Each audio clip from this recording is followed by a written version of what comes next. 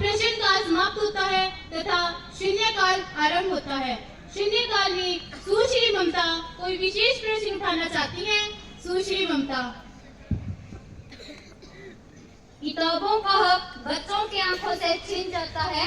किताबों का हक बच्चों की आंखों से छीन जाता है जब गुरुजी का समय चुनाव व कागजी कामों में ही सिमट जाता है। अध्यक्ष महोदय, मैं शून्यकाल में शिक्षा से जुड़े एक गंभीर विषय पर आपका ध्यान आकर्षित करना चाहती हूँ। आज पूरे भारतवर्ष में सरकारी स्कूलों की स्थिति बेहद चिंताजनक है, जो इस निकम्मी सरकार की वजह से है। मैं यहाँ पर 3 बहुत महत्वपूर्ण मुद्दे उठाना चाहूंगी। सबसे पहला और महत्वपूर्ण मुद्दा है शिक्षकों की भारी कमी। जहाँ 10 शिक्षकों की आवश्यकता है, वहाँ 5 भी नहीं है। इससे बच्चों की पढ़ाई बाधित होती है और नियमित कक्षाएं प्रभावित होती है।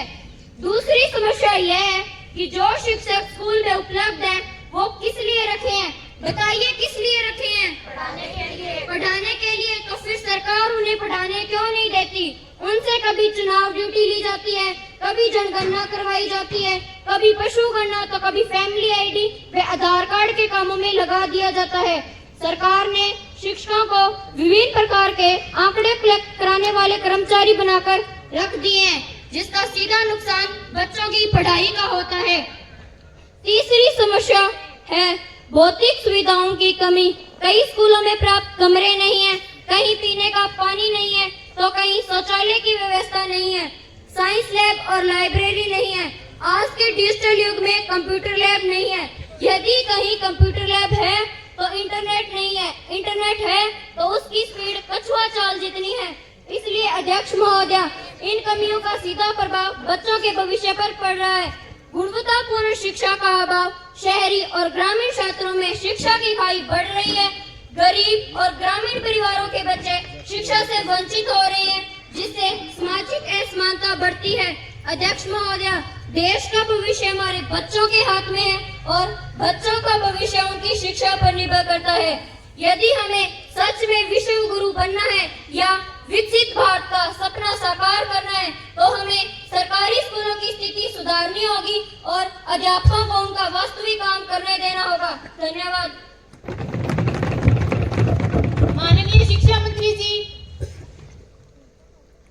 चुनौतियां हैं रास्ते में, ये सरकार भी मानती है कि चुनौतियां हैं रास्ते में, ये सरकार भी मानती है, पर मेहनत और सुधार से तस्वीर बदलना जानती है कि कभी कभी स्वीकारा है सुधार का संकल्प भी हमारा है, कि कभी कभी स्वीकारा है सुधार का संकल्प भी हमारा है।